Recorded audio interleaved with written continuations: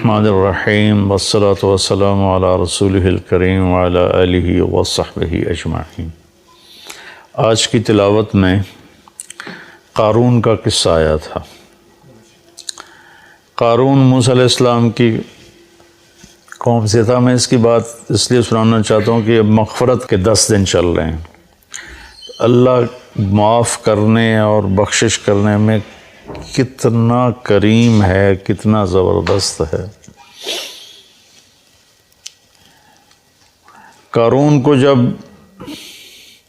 قارون سے جب موسیٰ علیہ السلام نے زکوٰۃ کا مطالبہ کیا تو ان کی زکوٰۃ تھی 10%، 100 میں 10 روپے۔ ہماری ہے 100 میں 2.5 روپے، ان کے تھے 100 میں 10 روپے۔ اور اس کے خزانوں کی چابیاں پوری جماعت اٹھاتی تھی۔ اس نے حساب کیا تو وہ تو بے شمار بنا، تو اس کی نیت خراب ہو گئی۔ اس نے ایک عورت کو پیسے دیے موسیٰ علیہ السلام کو بدنام کرنے کے لیے، اور کہا کہ تم موسیٰ علیہ السلام پہ نہ بدکاری کی تہمت لگا دو، اور پھر اور بھی زیادہ دوں گا۔ وہ تیار ہو گئے۔ تو موسیٰ علیہ السلام واعظ فرما رہے تھے تو قارون کھڑا ہو گیا اور اس نے کہا کہ جو آدمی زنا کرے اس کی کیا سزا ہے؟ تو آپ نے فرمایا اس کی سزا قتل ہے، اسے سنگسار کیا جائے۔ تو کہنے لگا یہ عورت کیا کہتی ہے؟ تو اس کو اس نے اٹھایا۔ اس نے جب موسیٰ علیہ السلام کے چہرے پہ نظر پڑی تو اس پہ ہیبت چھا گئی۔ تو انہوں نے فرمایا کیا کہتی ہو؟ کہا کچھ نہیں جی، اس نے مجھے پیسے دیے ہیں کہ میں آپ پہ برائی کا الزام لگاؤں۔ تو موسیٰ علیہ السلام سجدے میں گر گئے۔ تو اللہ نے فرمایا کہ جو کہے گا زمین کو تیرا حکم مانے گی۔ تو انہوں نے زمین سے کہا کہ خودی ہے، پکڑ لو اسے۔ تو اس کے پاؤں زمین میں دھنس گئے، زمین نے پکڑ لیے۔ تو قارون کو اندازہ ہو گیا میرے ساتھ کیا ہونے والا ہے۔ تو انہوں نے کہا موسیٰ مجھے معاف کر دو، غلطی ہو گئی، آئندہ نہیں کروں گا۔ موسیٰ علیہ السلام نے فرمایا اور پکڑو۔ وہ تھوڑا اور اندر چلا گیا۔ اب ایک طرف وہ مسلسل محنت کر رہا تھا معافی دے دے، آئندہ نہیں کروں گا، دوسری طرف موسیٰ علیہ السلام کہتے زمین کو اور پکڑو اور پکڑو اور پکڑو۔ تو وہ یہاں تک آیا، یہاں تک آیا تو بھی منتیں کرتا رہا، یہاں تک کہ زمین اس کو نگل گئی۔ تو یہ دنیا میں واحد ایسا مجرم ہے کہ اس جیسا جرم دنیا میں کسی نے نہیں کیا کہ نبی پر بدکاری کی تہمت لگا دی۔ تو جب وہ زمین میں چلا گیا تو اللہ نے جبریل کو بھیجا اور فرمایا کہ موسیٰ سے کہو اس نے تیری اتنی منتیں کی کہ معاف کر دے، تو نے معاف نہ کیا۔ وَعِزَّتِي وَجَلَالِي لَوِ اسْتَغَاثَ بِي لَأَغَثْتُهُ، میری عزت کی قسم مجھے ایک دفعہ پکارتا میں معاف کر کے باہر کھڑا کر دیتا۔ یہ اس کی بخشش ہے، یہ اس کی رحمت ہے۔ موسیٰ علیہ السلام کے زمانے میں ایک نوجوان تھا، تو اس کی نافرمانی کی وجہ سے اس کو بنو اسرائیل نے اپنی بستی سے نکال دیا۔ تو جب وہ اس زمانے میں کوئی ایسے زندگی تو نہیں تھی، صرف جہاں لوگ آباد ہوتے تھے وہیں سب کچھ ہوتا تھا، باہر ویرانہ ہوتا تھا۔ تو سب نے بائیکاٹ کر دیا اس کا۔ تو اس کے جب زندگی کے اسباب، روٹی ختم، پانی ختم، تو وہ موت کے قریب پہنچ گیا۔ تو اس نے ایسے دیکھا کوئی ہے میری مدد کے لیے، پھر ایسے دیکھا کوئی ہے، چاروں طرف دیکھا کوئی نظر نہیں آیا۔ تو بے بس ہو کے اس نے آسمان کو دیکھا اور کہا یا من لا تضرہ الذنوب ولا تنقصہ المغفرہ، اے وہ ذات جسے ہمارے گناہ کا کوئی نقصان نہیں ہوتا اور معاف کر کے جس کو کوئی گھاٹا نہیں پڑتا، تیرے نیک بندوں سے سنا ہے کہ تو بڑا غفور الرحیم ہے، تو معافی مانگے تو معاف کر دیتا ہے. تو میں نے ساری زندگی گناہوں میں گزاری ہے، ابھی توبہ کرتا ہوں، مجھے معاف کر دے. اس کی جان نکل گئی. تو اللہ تعالیٰ نے موسیٰ علیہ السلام سے فرمایا میرا ایک دوست ہے جو باہر ویرانے میں مر گیا ہے، جا کے اس کے کفن دفن کا انتظام کرو، اور جو اس میں شریک ہوگا اس کی بھی بخشش ہو جائے گی.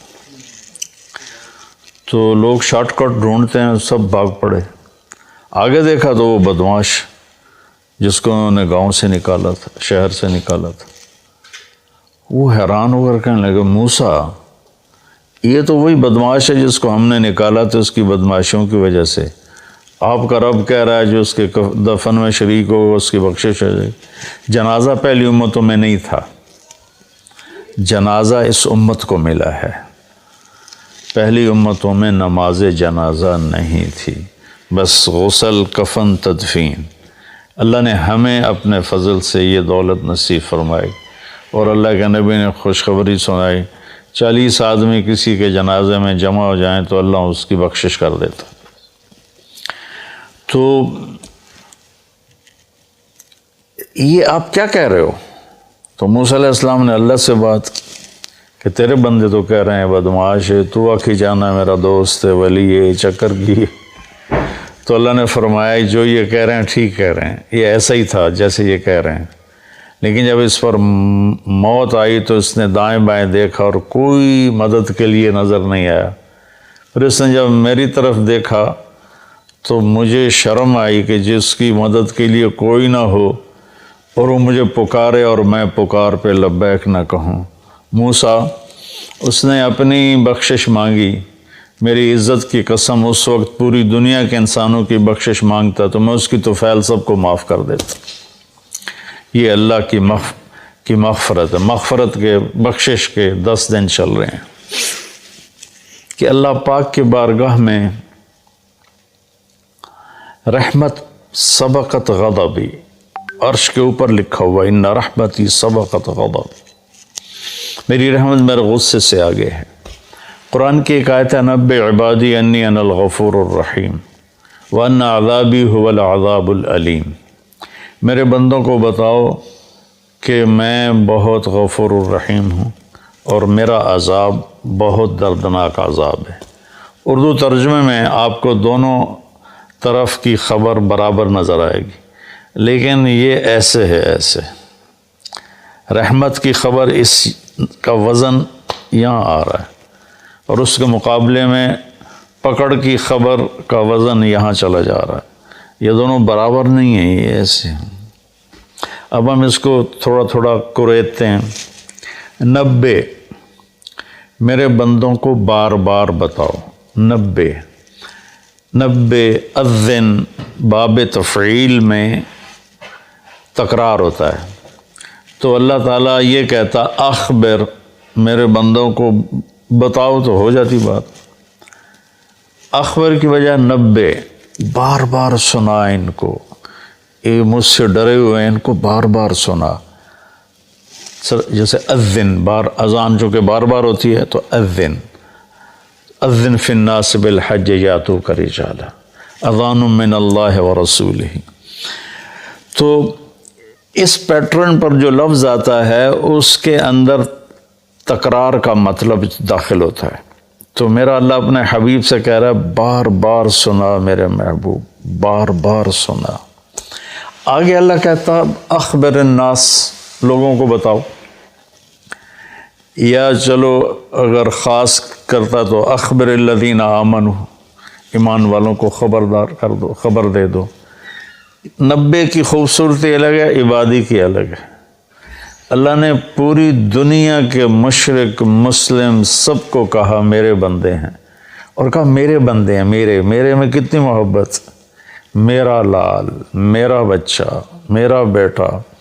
تو پوری دنیا کے مسلم نان مسلم کو اللہ تعالیٰ ایڈریس کر رہا ہے کہ میرے حبیب آپ کی ذمہ داری ہے کہ بار بار بتلاؤ. انسانوں کو نہیں فرمایا، مسلمانوں کو نہیں فرمایا، میرے بندے یہ سب میرے ہی ہیں. توبہ کر لیں، میں ان تابوا فانا حبیبہم، توبہ کر لیں تو میں ان کا بہترین دوست ہوں۔ تو 190 پھر عبادی، کہ یہ میرے بندے ہیں۔ میرے بندے کا کیا مطلب ہے کہ حساب میں نے لینا ہے، تم نے نہیں، تو تم میرے بندوں کو ذلیل نہ کرو، کسی کو حقیر نہ جانو، کوئی اچھا ہے یا برا ہے، کوئی ماننے والا ہے یا نہ ماننے والا ہے، یہاں تک کہ کوئی اللہ کا منکر ہے، تو اللہ تعالیٰ کہتا ہے تمہیں اجازت نہیں دے رہا کہ تم ان کو کسی طرح بھی ذلیل کرو یا حقیر جانو۔ یہ فیصلہ میں نے کرنا ہے، تمہارے ہاتھ میں یہ فیصلہ نہیں ہے۔